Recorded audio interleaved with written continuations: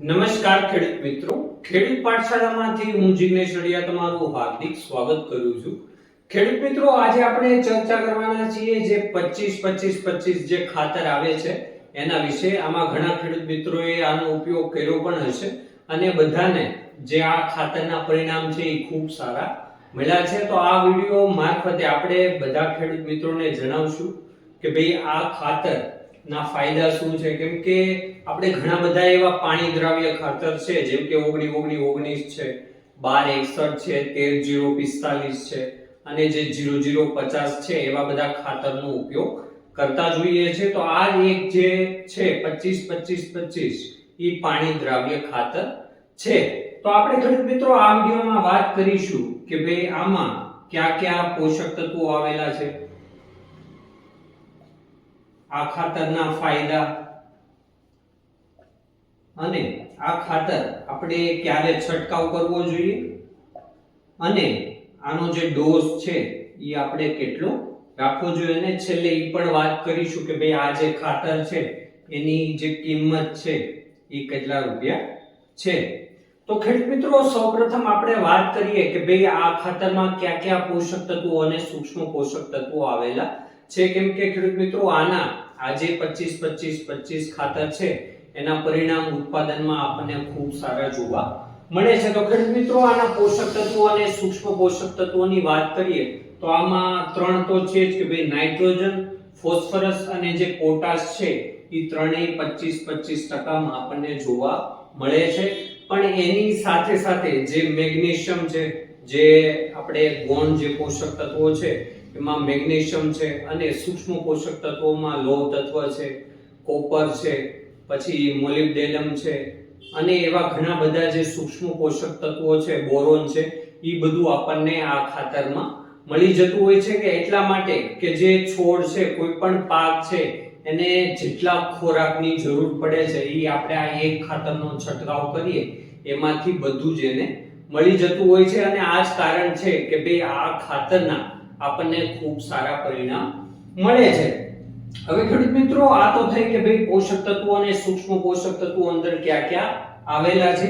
બીજી એના ફાયદાની વાત કરીએ તો ખેડૂત મિત્રો, આ જે ખાતર છે એ જમીનમાં ઓક્સિજનનું પ્રમાણ વધારે છે. એટલા માટે જે જમીનમાં મૂળનો વિકાસ થાય છે એ સારી રીતના થાય છે. અને બીજી વસ્તુ એ કે જે જમીનમાં રહેલા જે સૂક્ષ્મ જીવો છે એ પોતાનો ખોરાક સારી રીતના બનાવે છે અને સૂક્ષ્મ જીવોનું વધારે પ્રમાણ થાય છે, જેના કારણે આપણને કંઈક ને કંઈક રીતના ઉત્પાદનમાં પણ ખૂબ વધારો જોવા મળતો હોય છે.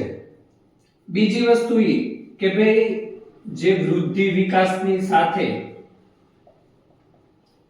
જે આમાં એમિનો એસિડ અને ફુલવિક એસિડનું પણ પ્રમાણ જોવા મળે છે. એના કારણે કોઈ પણ શાકભાજી પાક હોય, કઠોળ પાક હોય, રોકડિયા પાક હોય અથવા તેલીબિયા પાક હોય તો એમાં જે ફાલ ફૂલ છે એ સારો બેસે છે અને આપણને ઉત્પાદન ખૂબ સારું મળે છે. અને બીજી વસ્તુ એ કે જે ફળની ક્વોલિટી છે, હવે મતલબ કોઈ પણ ફળ પાકો હોય એમાં જો આ ખાતરનો છંટકાવ કરવામાં આવે તો જે ફળની ક્વોલિટી છે એ ખૂબ સારી બને છે.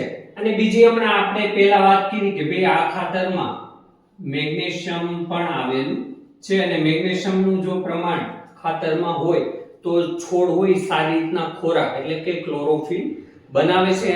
એના કારણે જેટલી પણ જે સૂર્ય ઊર્જા છે એનું આપણે જે છોડ હોય સારી રીતના ખોરાક બનાવી શકે છે. અને જો સારી રીતના ખોરાક બનાવશે તો કોઈ પણ આપણને જે ફળ હોય અથવા કોઈ શીંગ હોય અથવા કોઈ આપણે મગફળીના ડોડવા હોય સારી રીતના ભરાય છે અને એનો વિકાસ સારી રીતના થાય છે.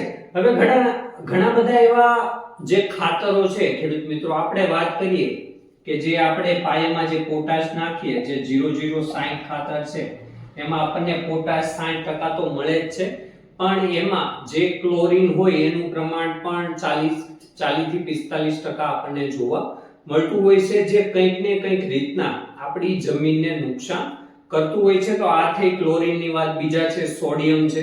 તો એવા ઘણા બધા એવા તત્વો છે જે આપણી જમીન અને પાકને નુકસાન કરતા હોય છે. જેમ કે આપણે સોડિયમની વાત કરીએ તો આપણી જમીનમાં જો સોડિયમનું પ્રમાણ વધે તો આપણી જમીન છે એ કઠણ બને છે. બીજી વસ્તુ એ કે કોઈ પણ પોષક તત્વો અને સૂક્ષ્મ પોષક તત્વો લેવામાં છોડને તકલીફ પડે છે એટલે છોડનો સારી રીતના વિકાસ થતો નથી. હવે ખેડૂત મિત્રો ત્રીજી વસ્તુ એ કે આપણે જ્યારે પણ ઠંડી હોય, વધારે પડતી ગરમી હોય અથવા વધારે પડતો વરસાદ હોય ત્યારે છોડ હોય તણાવમાં હોય છે. તો આવી સ્થિતિમાં જો આ ખાતરનો છંટકાવ કરવામાં આવે તો છોડ છે એ સારી રીતના વિકાસ પામે છે. હવે ખેડૂત મિત્રો બીજો એક ફાયદો એ છે કે ભાઈ આ આપણે પહેલા પણ વાત કરી કે આ પાણી દ્રાવ્ય ખાતર છે અને જો આપણે ડ્રીપમાં ચલાવતા હોય આ ખાતરને તો આની પીએચ છે એ આપણે 7 કરતા ઓછી છે એટલે કે એસિડિક છે, એટલે જે ડ્રીપમાં ચોક થવાના પ્રશ્નો આવે છે એ આમાં આવતા નથી. હવે ખેડૂત મિત્રો વાત કરીશું કે ભાઈ આ ખાતર આપણે ક્યારે આપવું જોઈએ, કયા પાકમાં આપવું જોઈએ અને આ ખાતરનો આપણે ડોઝ કેટલો રાખવો જોઈએ.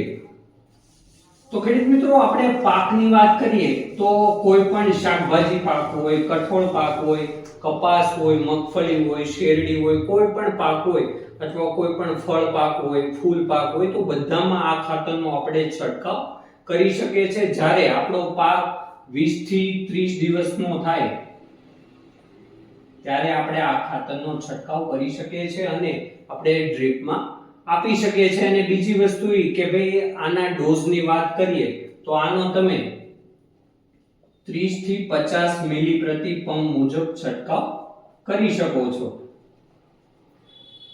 અને આપણે આના ખેડૂત મિત્રો છેલ્લે પોઈન્ટની વાત કરી કે ભાઈ આની કિંમત શું છે, તો આની કિંમત તમને 500-550 માં તમને જે 1 લીટર આવે છે એ ઘણા બધા એગ્રોએથી તમને મળી જશે. અને જો તમને લેવામાં તકલીફ પડે તો તમે કોમેન્ટમાં જણાવી શકો છો. તો આપણે એવા જે એગ્રો વાળા છે એને કોન્ટેક્ટ કરી અને તમને તમારું ખાતર મળી જાય. તો ખેડૂત મિત્રો આ વાત થઈ કે ભાઈ આ જે 25-25 ખાતર આવે છે, આપણે ઘણા બધા જે પાણી દ્રાવ્ય ખાતર છે એનો ઉપયોગ તો કરીએ છીએ. એમાં ખાસ કરીને જ્યારે શરૂઆતની અવસ્થા હોય ત્યારે આપણે જે 19 ખાતર આવે છે એનો આપણે છંટકાવ કરતા હોઈએ છીએ, કેમ કે આ જે શરૂઆતની અવસ્થામાં જ્યારે વૃદ્ધિ વિકાસનો તબક્કો હોય ત્યારે આપણને આ ખાતર બહુ સારું પરિણામ મળે છે. પણ આની જગ્યાએ તમે એકવાર આનો જરૂર ઉપયોગ કરશો, આના તમને ખૂબ સારામાં સારા પરિણામ મળશે. ધન્યવાદ ખેડૂત મિત્રો.